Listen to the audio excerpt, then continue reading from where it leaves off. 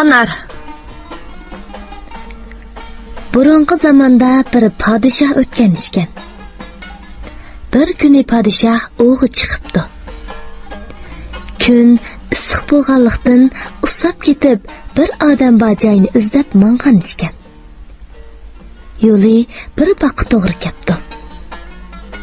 Podshoh ussizlik tepishga aldirab, bog' egisining ishigiga kelib, otdan tushmay. "Uyda kim bor?"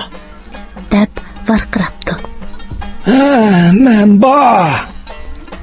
deb buvay ishini echib chiqibdi. Qarasa, bir otliq hayvatlik odam turg'idek. Buvay salom qilibdi. Otliq salomga javob berishning o'rniga "Ussizlikni qondirg'udek narsan bormi?" deb so'rabdi. Buvay "Bor taqsir" deb ikki tal anarni ochib beribdi.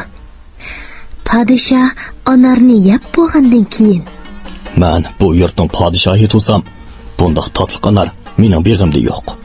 Bir gadoyning beg'ida bo'lishi menga nomus emasmi? To'xta, bu anarni beg'imga ko'chirib akatmasam" degan o'yga kelibdi. Ang'ucha ussizligi yana qo'zg'alibdi. Yana anar talab qilibdi.